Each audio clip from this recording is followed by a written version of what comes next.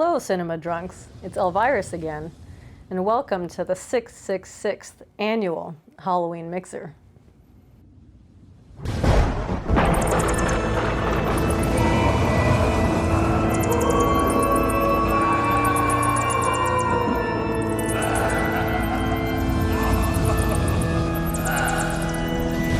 Bringing you the best of the worst. Or is it the worst of the best? Anyway, our first movie is The Old Dark House. And I hear this house needs a little something. Maybe a wrecking ball.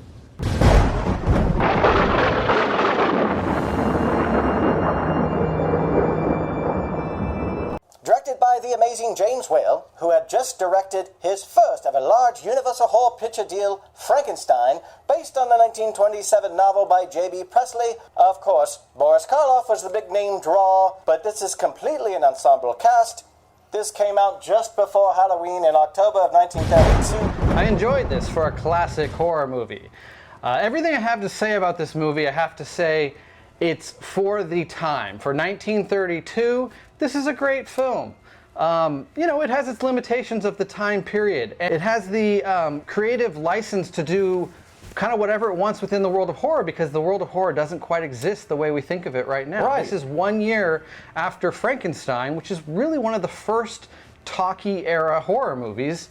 So, you know, the genre of horror and something that an audience was familiar with was not really established at that time. Right. So I think this movie actually helps kind of write some of the rules for horror films moving forward. It's funny that you mentioned Frankenstein, and I did as well, because James Whale actually did Frankenstein, and then after this film, like I mentioned, part of a three-picture deal, he did The Invisible Man. So this movie is technically a Universal horror movie, though it is not a Universal monster horror movie. And it shows, it clearly has a smaller budget, smaller sets. I'll go into this, but I love how they just use that one floor for the most of it, and when they do venture upstairs, it's very claustrophobic. I was actually really impressed with the set design on a number of the scenes, but yeah, to your point, yeah, they really do keep it on that main level and then keep it kind of claustrophobic whenever you venture away from that main level. Yeah, and by the way, that scene is one of the creepiest, with maybe the creepiest character in the film, when they stumble across Sir Roderick Femme, who is actually a male character played by a female actress named Elspeth Dugan. Haunting performance, and you gotta love all the peach fuzz on the face. What's up with this peach fuzz? What are y'all talking about, this peach fuzz? There's a number of moments in this movie that reminded me of modern day films. Like, you could see where the influence came. Yeah. Not necessarily that all these modern films totally took direct influence or took something directly from this film, but it kind of feels like there's certainly influences across all the genres of horror. The horror influences are there, and they stick out like a sore thumb.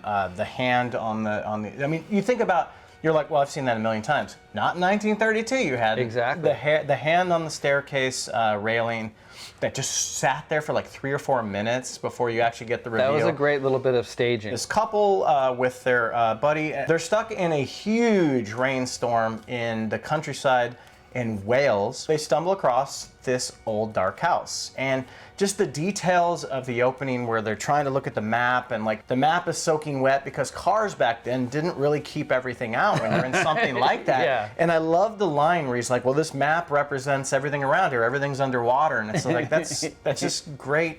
I don't know, that's good writing for the, you know, for what it is. So they get into this old dark house, and more people start showing up, but you meet this brother and sister who clearly are weird as fuck. I like gin. And have all kinds of secrets, and you know, you can't go upstairs, you can't sleep over, you can't have a bed. No beds. They can't have beds. I love the dinner scene. Would you like another potato? You must have a potato. There's something about potatoes. You must have a potato.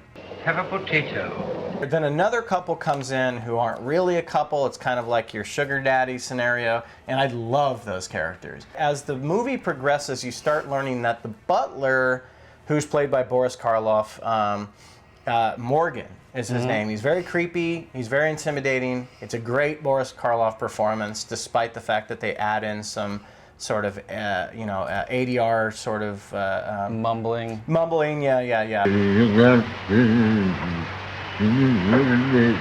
It's really great. It's a great script. And the first 40 minutes of the movie where not a lot happens, John, and I'm sure that's where you're like, what the fuck is going on in this? You're learning so much about the characters and you're learning about the lives that they live and stuff. And my favorite thing about this movie, the opening comic relief character is the hero in the end of the movie. Charles Laughton, who's a great classic actor and director as well. He's also kind of comic relief a little bit, but he's also a pretty sad character at times. When he really lets you know. Yeah, he's a very sympathetic character when he lets you know his backstory and his, as you said, sugar daddy kind of relationship, which I thought was pretty progressive, I guess, for the day. The writing. There's this love story that happens very rapidly in the movie where the chorus girl that's traveling with Charles Laughton's character, she ends up going out to the car to have a drink with our comic relief hero. Yes. And they basically fall in love in one scene while they're out in the car, but their conversation out there I thought was really progressive. Her explaining that she is like that he's a sugar daddy, but she doesn't really do anything, and she says it in a way where she says his response when he starts telling her, she's like, "Oh, what are you thinking?" or something like that, and he's like, "Well, I'm thinking that we could be lovers, and I'm wishing that we could spend a night with our bodies together." And it's like, yeah, he's being really respectful in saying, "I want to fuck you." I'm gonna fuck you softly. Old I version forgot of how Rose. great of an ass she had. She does. That's her Holy best fuck. asset. Well, she's the screamer. Yeah. That other couple. Yeah. That other couple are set up as your sort of protagonists. Yeah. But they don't really end up getting much done. Yes, they're the least interesting aspect of the film. And, Yeah. But knowing that this is the lady from Titanic, I was really excited to see what her performance was like, and it was kind of a letdown to see. I need to watch that she just Titanic was the again screamer. in different color sheets, if you know what I'm saying.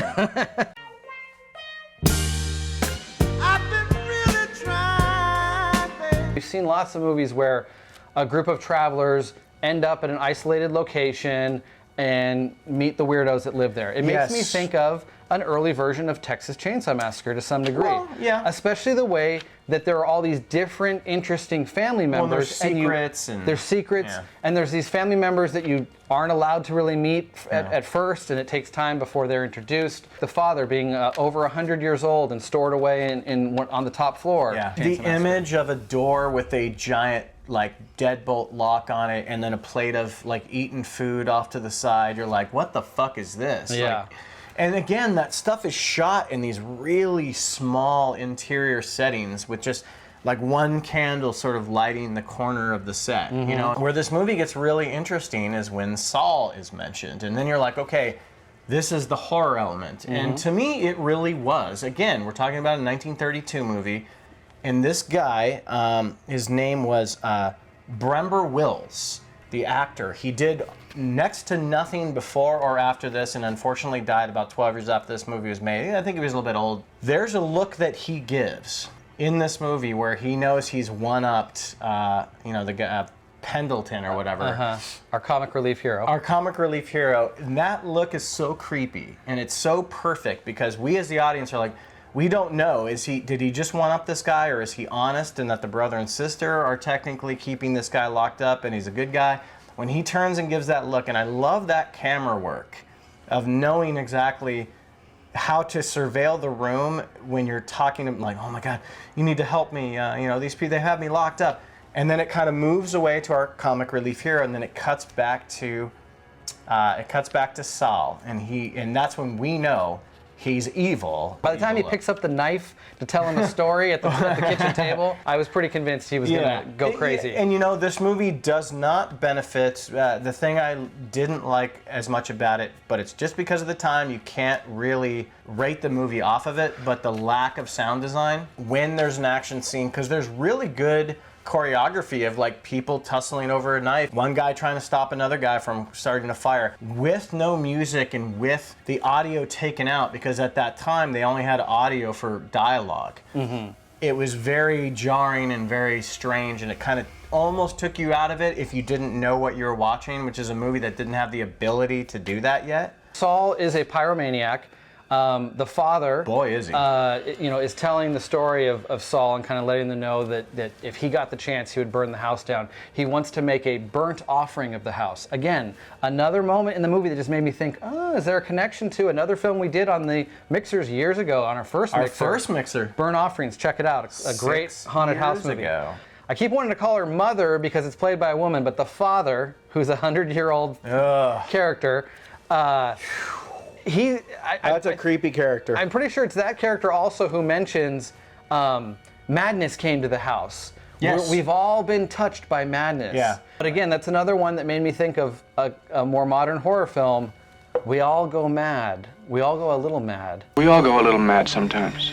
Which is also a film where you have a hidden mother trapped, upstairs in a room that you're not supposed to go into. So again, another thing that I just thought, there's all these little allusions to later films that could have borrowed, probably not, but no, for sure. If you want to know how old this movie is, Psycho was 28 years after this movie. Exactly. They give you one quick shot of the exterior of the house. Like your dining room is just like right there. The whole set, it's almost like a theater where like the whole set is this splitting staircase. And that's where most of the movie takes place. So either the budget was small and they're like, this is what we have, or it was just intentional to keep it very contained and very small. But I appreciated the way it was shot. I think for 1932, it was masterfully shot, and the decision making on how it was shot. The lighting was great. It had that gothic feel that you would expect. A lot of shadow play on the walls, which is reminiscent again. God, how great is that scene where she's doing this, and then like the sister comes up. Oh, and then there's Morgan, which is Boris Karloff. He doesn't really look anything like Frankenstein, but he's a similar lumbering brute character. It's funny. He doesn't look anything like Frankenstein. No, he plays it differently. Yeah, but he should. But he is impressively large and menacing. They just ruin his menace every time they have him mumble, as you pointed out. Yeah, before. that was all ADR. Like you can tell, it would have been a more frightening performance if he just had no sound coming out of his mouth. But whatever, I get it. English, motherfucker, do you speak it? Morgan was doing it for me. Like all of those scenes where he's trying to get at Gloria Stewart or whatever her name is, it was very believable, him charging through things and knocking people out of the way. And I guess out of the 5 people, the travelers, 2 of them go to get the paramedics, go to get help. Makes no sense. And 3 of them are left there with all these crazy people that basically spent the night trying to kill them. Those movies, they're very much like plays. They had to figure out how to end, so they just the story's over. Ends. Let's not have a post-climactic wrap-up. And for this movie, it actually kind of did, even though to me I was kind of scratching my head. Like, why isn't everybody just leaving? But okay, one guy's injured. He seems fine. He's like, will you marry me? It's like, he's fine. That's why I questioned, why aren't they all leaving? But then I was like, I guess, the story is he's so injured he can't get up and leave. This house is clean. To me, is a lot of fun. It's a learning lesson. There's lots of good stuff to take away from it. It's not boring. I mean, unless you're just, ADD up the ass. It does take a while to get going, but boy, it's a treat. Yeah, I had a lot of fun with this movie. I'm glad you recommended this. It was certainly something I'd always wanted to see. Knowing James Whale, being this classic horror director, this was the one that's not talked about as much as his other films. Dude, so he's basically the James Wan of Universal horror movies, where they just fucking gave him everything and said, you fucking make what you make, Fortunately, he never made a Malignant. That movie was just like my last sugar daddy. Old and boring. The best part of that relationship was the reading of the will. If I rush, you must summon the ship of destiny. The fuck was that?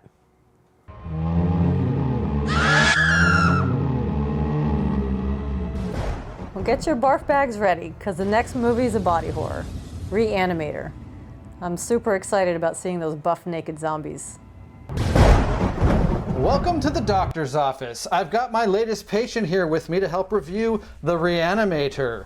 This is Charlie Harper from 2.5 Men. Oh, it's so good to be back here on Cinema Gulp. 3 years in the making, John. Boy! It's been 3 years since you visited the doctor's office. How is that virus AIDS handling your body at the moment? You know what? I'm doing okay, John. I'm doing okay. You're doing okay. Call me Kevin Durant of the AIDS patients, sir. All right, well, let's get into this review for The Re-Animator, a classic 80s horror, a body horror like no other. This is a Stuart Gordon film. We've done one other Stuart Gordon film on this show, which was Dolls. This one is Stuart Gordon's best movie. That's the way most people look at it. This is the one he's really known for, the one he'll be remembered for. Viewing it again recently, I'd say it's definitely more of a comedy than a horror movie. I'm kind of finally coming around to this is not a scary movie in any way. It should be viewed more as a comedy horror. That's really the way it should be reviewed. Yes, but just like the last movie that you guys reviewed, this one did come out in October of 1985, so technically you could place this as a Halloween movie. Hell yeah!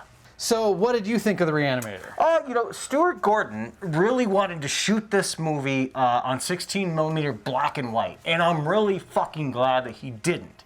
Because here's the thing about Re-Animator is its quirkiness, its goofiness, its comedy, its over-the-top sensibility is what makes it feel like a classic monster movie. If you add in a black and white element, then you're making a student film and you're going like, we're throwing the kitchen sink to make it feel old school. Just let your direction deal with that and let your actors make that feel that way. Once you add a black and white element, even if it was shot, specifically on black and white, I just feel, John, it would have made it too much over the top. And that's hard for me to consider. Duh. Winning. How could this film be too much over the top? I mean, that's what this film is built for, is being over the top. But the most obvious thing about this movie, John, it's the elephant in the fucking room, folks. The score of this movie is the fucking Psycho theme. Is it 100%. Complete ripoff. Plagiarism.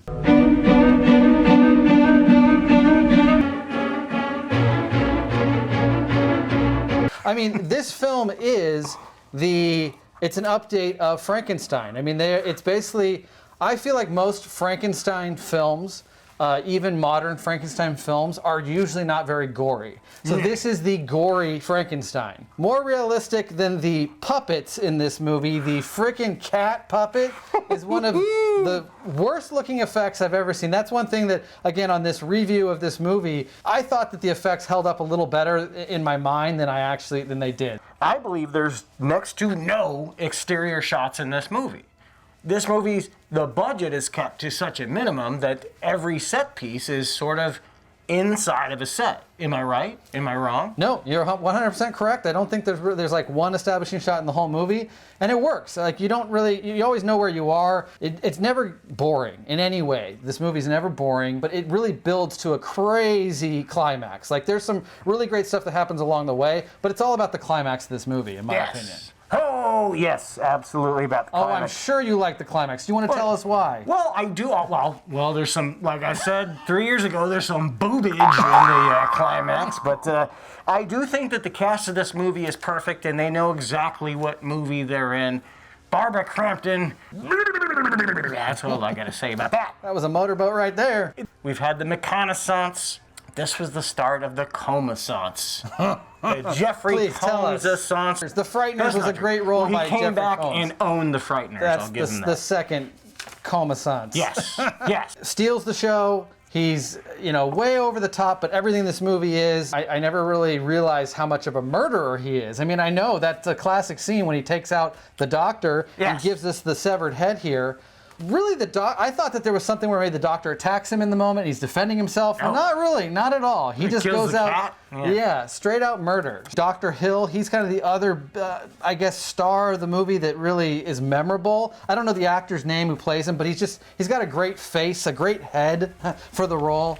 He's just really menacing and plays the humor really well when he's like trying to control his body and it's wandering around the room bumping into things and stuff like that. Lots of great physical comedy throughout the movie. Definitely that's why it's should be labeled more a comedy than a horror movie. It's super gory, for sure. But not scary in any way, shape, or form. No, and there's lots of comedy elements that if they thought it was serious at the time, that's funny to us. It's so loosey-goosey with everything that it's gotta be played for laughs. There's no way they thought that was serious. It's just a great time of campy fun. You know, the green serum kind of gives the film like a signature color. Yeah, I love that. And they made the text of the title that green serum color. Yeah, while they're playing the Psycho music. I love that ending. That's a great little moment where the whole screen goes black. All you see is the green serum being injected into Barbara Crampton, who's just died at the very end of the film, and then she screams as she's awakened. Which I would want to reanimate those boobies too. As we said, this film really builds to a crazy zany ending. Like, I guess the big moment that a lot of people always remember in this movie is the severed head almost going down on Barbara Crampton's character.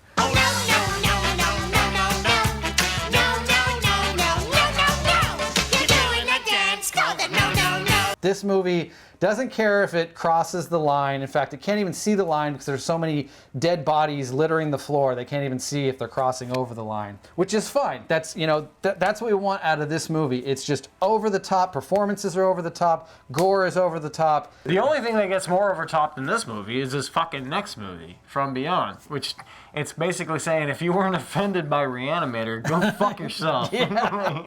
Dead zombified father of Barbara Crampton is stripping her clothes off of her and putting her in position rips them off to be violated by the severed head. That is the most disturbing part. That's my favorite scene in the movie. That's the most disturbing part for me, is that the father stands there. Performances all around. Oscar-worthy. One thing that I always remember about this movie, I don't know if any of you saw our Aliens review where I talked about a buddy of mine telling me about Aliens before I got a chance to see it.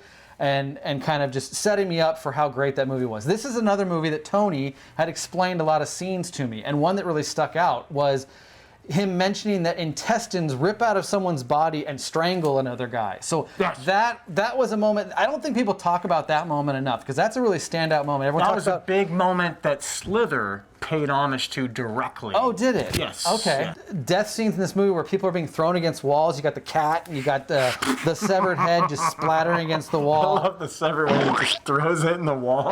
Just right before all the crazy mayhem starts at the end, the security guard, he's thumbing through his hustler. And when the doctor security shows up, guard is the best. But when the doctor shows up with a missing head, basically, and he's not paying attention because he's looking at the porno mag, time for a break. Let me take my porno mag to the restroom with me. I was like, oh my God, he's off to jerk off. I do have to mention this film has the best line reading.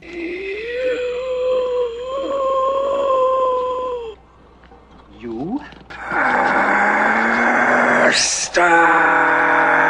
You bastard! Since the movie Pieces. Bastard! Bastard! Okay, well, let me ask you this then, John. Because you respect this movie and you do not respect Pieces. Tell me, and I'm not debating you, what is the difference? Why is this is so much better written. There's no characters in Pieces that are even like slightly well written or interesting. There's care and love put into Re-Animator. Yes. It's a low-budget film, and that shows, and there's some shoddy effects work. It's charming. It's charming as hell. Yes. There are some characters that aren't as interesting, like the Dan character or Barbara Crampton to some degree, but they're Oh boy, she's interesting, all right. but they're well acted, like, for this kind of film. You have to know what movie you're in. Yes, we keep saying it's kind of a version of Frankenstein. Well, he keeps saying it's a retread of Frankenstein. I say it's a retread of Frankenhooker. Yeah. Like Barbara Crampton, the way she died, first of all, the main character, I don't know his name, biggest pussy in the world. You're a big pussy, I Sheriff. am a big pussy. Dan is. He had to run off to go grab an axe while his girlfriend was fucking getting killed. Yeah. Because he was such a pussy and such a coward and so low strength and muscle mass. He couldn't pull this goddamn arm off of this chick. That's the most pussy thing I've ever heard in my life. When this movie ends, it seems like Jeffrey Combs has been killed. We never technically see it, but he does look like he's being pulled into someone's ribcage. Yeah, which should kill you, right? Or save you if it's a tauntaun, I guess. I don't know. Yeah, exactly. Good. Yeah, if it opens up to worms, good. If it opens up to like a fighting torso, then which this one does. Yeah, but Jeffrey Combs will never die because he's amazing. and I love everything he's ever done. Nice. He's just one of those actors he does kind of fall in line along the lines of like a Bruce Campbell kind of guy, but he really is a chameleon and he can produce dramatic work, but he loves to play eccentric things. Marty McFly, what the fuck's his name? Are you talking about Kristen Glover? Yeah. In movies that are big, and I'm a movie star, so. Very weird, but still nails the roles that he's given. Nails it. He may be a pain in the ass. Brad Dourif, another one that kind of can do that kind of thing. Yeah. I think they all fit that similar description. Very good names. Yeah. This guy is disappointed in himself for picking a movie where a severed head goes down on Barbara Crampton. Wow! So I love Re-Animator, and it's a great time, a great classic. I think you struck gold, John. I don't think you should be disappointed. I think you did a great job with this one. Well, next time we pick body horror, I'm hoping we go with something where the body is turning on you. That's where I really like Tootsie. Get twisted out by those kind of films. Okay. Tootsie will be our next body horror. They say you should throw your ideas at the wall and see what sticks. But never the cat. When you see the Reaper scorpion, you must put it in your mouth. I decide what goes in my mouth. Oh my god. Oh my god, there's plants. Plants, they're everywhere. They're everywhere. Oh god.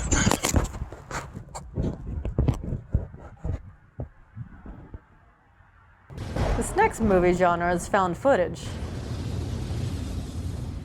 Most of these movies, I wish the footage was never found. They say he was caught lurking in the woods in Kentucky. Yet another clown sighting, this one about 30 miles east of Winston-Salem. Hey everybody, this is Steve West, drummer of Pavement, starting in 1993. Elvirus, thank you for leaving your extravagant couch to come and be our guest reviewer on our third film of the 6th Annual Halloween Mixer. I bet you didn't expect this surprise. The host is the guest. And a pleasant one it was, right, Cat John? Meow, meow.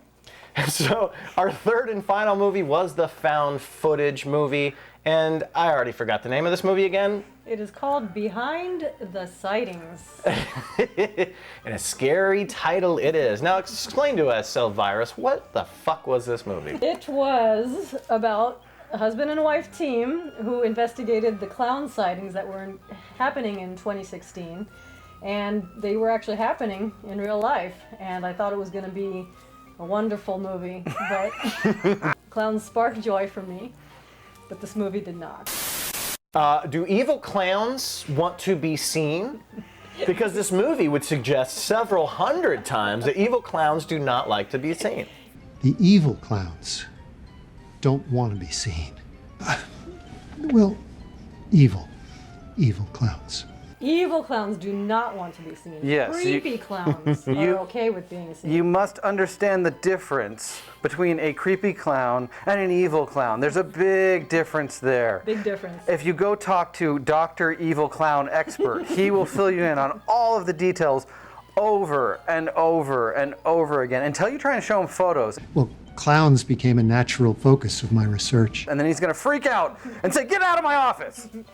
And everything goes black. Yeah, with lots of digital lines that technically doesn't really happen to real cameras, but it happens there. What was that? Well, I can't call this movie like one of the worst movies I've ever seen because it's one of those movies, John, that I don't consider a movie. You know, I just don't consider it. It's worse than most student films that I've seen. Like, it's just no one's concentrating on any driving narrative. Nothing makes any sense, no one has any motivations, and it's some of the lousiest, ineffective camera work. Horror movies, the scares are 90% in the camera work. At least 90%, maybe more. If you don't know how to use the camera to create the scares, then what the fuck are you doing? The acting was terrible. The characters were unlikable. Nothing. Characters? You're calling them characters? You mean actors? Yes, but they're not even actors.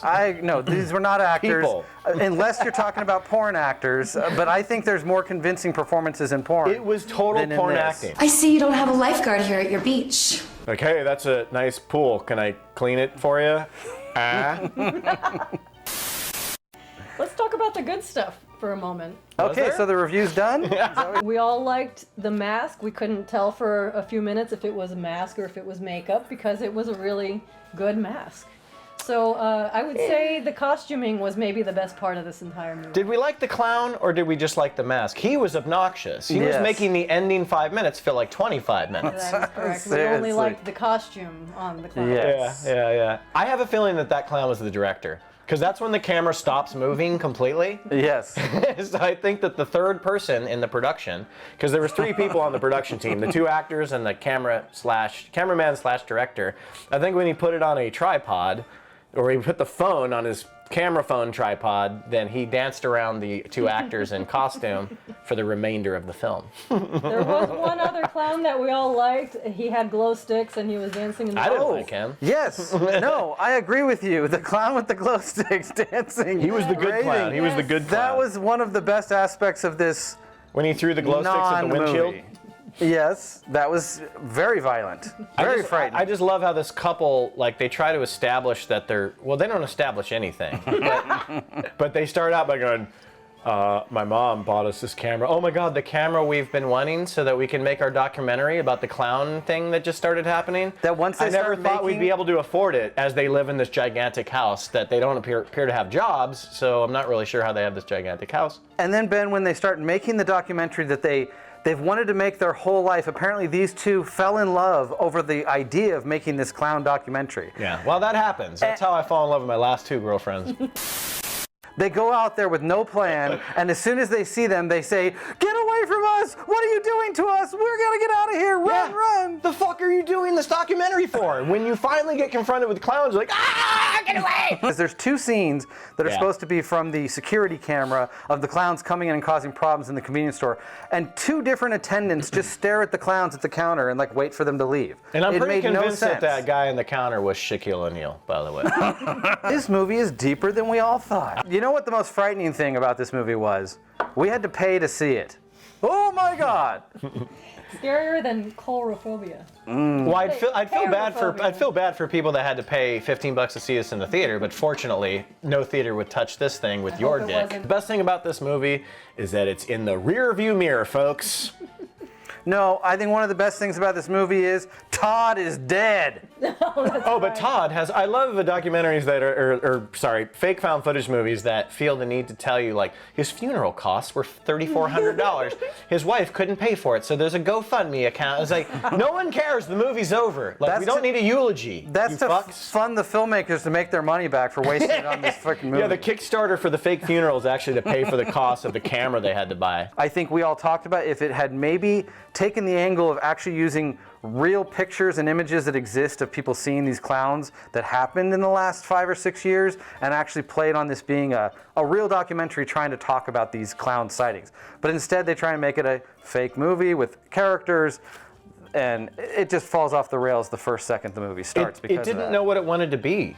It didn't, like, the movie starts out with a montage of showing us these clown attacks.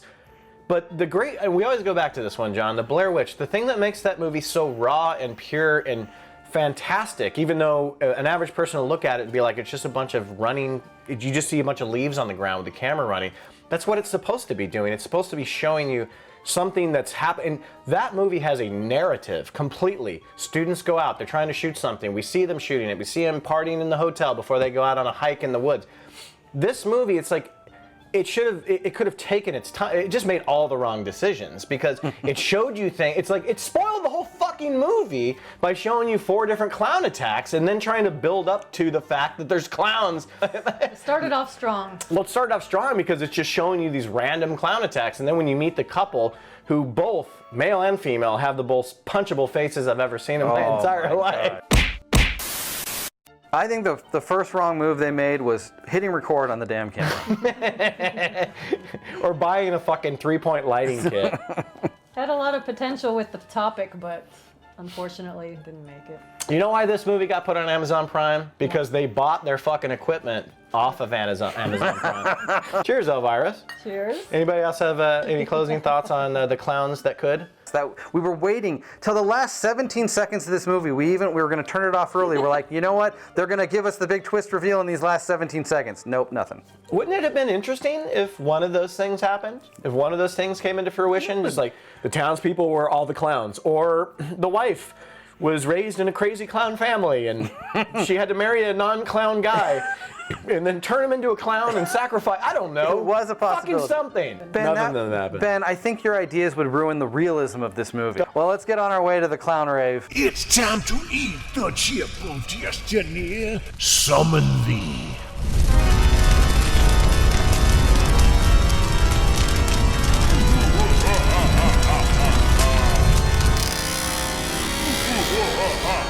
Chip of destiny. Oh my God, the chip of destiny.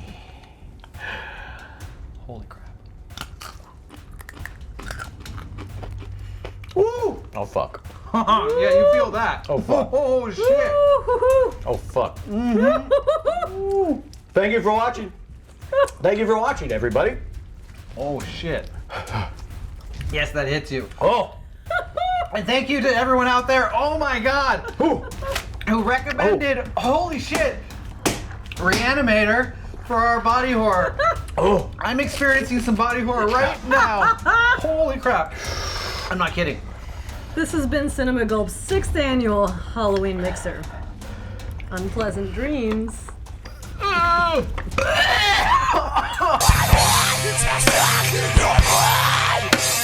want